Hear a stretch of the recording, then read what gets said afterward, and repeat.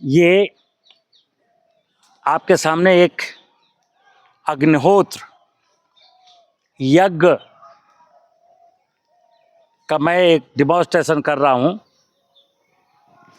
ये यज्ञ का हमारे जीवन में चोली दामन का साथ था।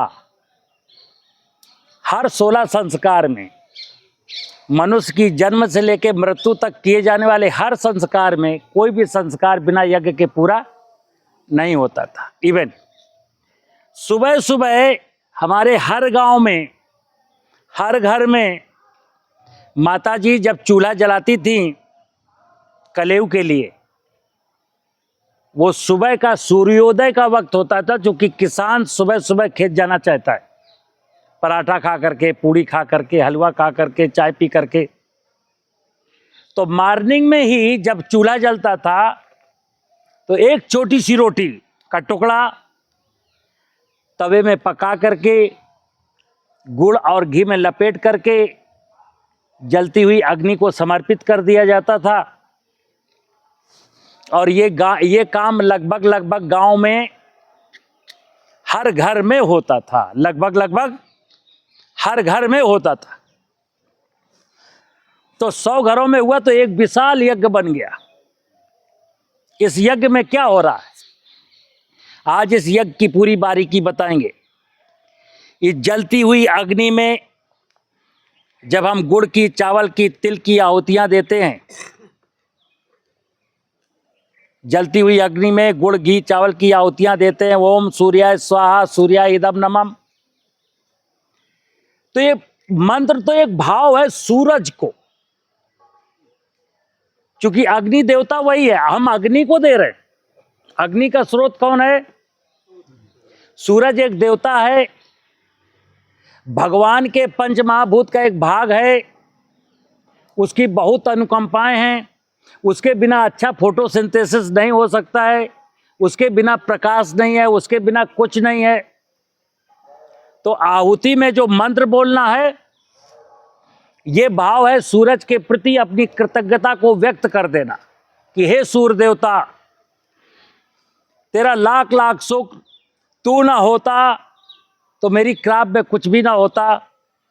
2 आहुतियां मैं अपने प्यार की आपके पास भेज रहा हूं, इसको स्वीकार करिए। भाव है। अब इसमें साइंस क्या है? इसमें साइंस ये है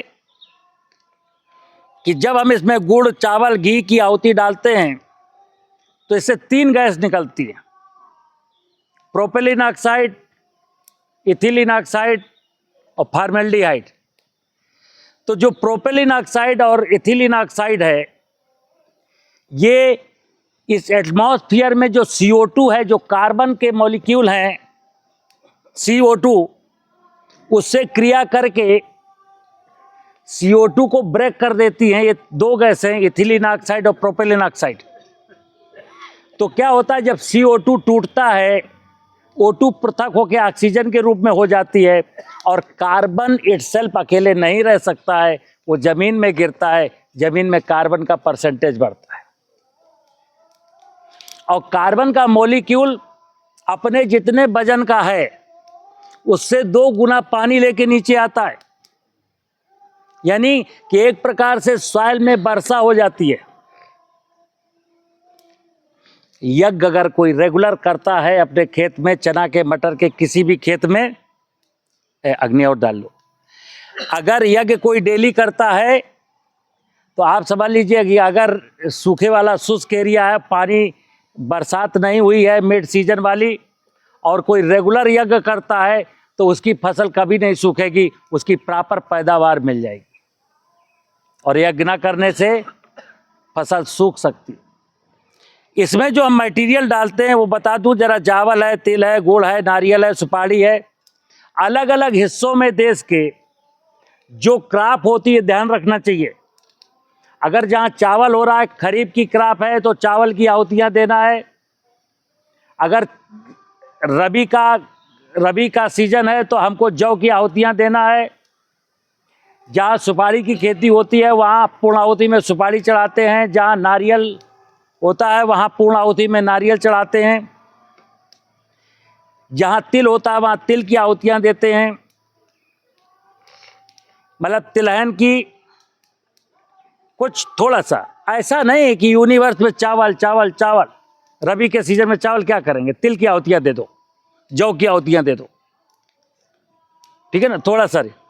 दूसरा क्या, कई बार ये अग्नि, आपने यज्ञ देखे होंगे, कई बार यज्ञ ऐसे होते हैं कि अग्नि बहुत तेज जल रही होती है और आहुतियां कुछ भी नहीं होती।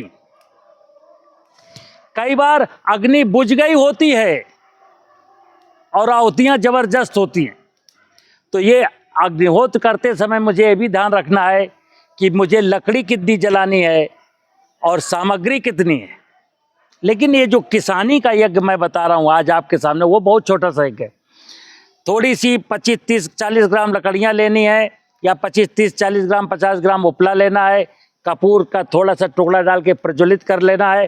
खेतों के बीचों बीच बैठना है और 2-4, 10 ग्राम तिल या जौ या चावल, 2-4, 10 ग्राम गुड़ और उससे आधा घी 2 चम्मच में रखना है। केवल 2 आहुतियां देना है। ओम आग्ने स्वाहा आग्ने इदम नमम, ओम प्रजापते स्वाहा प्रजापते इदम नमम। सूर्योदय के समय और शाम के समय ओम सूर्याय स्वाहा सूर्याय इदम नमम, ओम भास्कराय स्वाहा भास्कराय इदम नमम। बस सूर्याय का मंत्र दोनों टाइम रहना है। एक टाइम भास्कराय कह देना, एक टाइम ये कह देना। मैंने बोला तो भाव है, हमने कहा भास्कराय भूल गए दूसरी आहुति, फिर बोल दो ओम सूर्याय। सूर्याय नमः भी भूल गए तो कह दो हे सूर्य भगवान तुझको अर्पित है। मैंने बोला भाव पवित्र होना चाहिए। यहां चावल के साथ, गुड़ के साथ, घी के साथ कोई चोरी नहीं। घी असली होना चाहिए। चावल अक्षत, यानी अक्षत बिना क्षति का, बिना टूटा हुआ होना चाहिए। आजकल हम लोग क्या कर देते हैं, जल्दबाजी में घी नकली ले जाते हैं, चावल टूटा हुआ ले जाते हैं, भाव भी बहुत पवित्र नहीं होते हैं। तो क्या होता है, कुछ नहीं होता है, वही होता है जो ठीक है ना। तो मैंने आपको क्लास में भी बोला, यहाँ भी बोल रहा हूँ, खेती धर्म है। खेती से बड़ा कोई धर्म, खेती से बड़ी कोई पूजा, खेती से बड़ी कोई साधना, खेती से बड़ा कोई कर्तव्य। खेती के बिना जीवन ही नहीं है, खेती के बिना सब कुछ अधूरा है।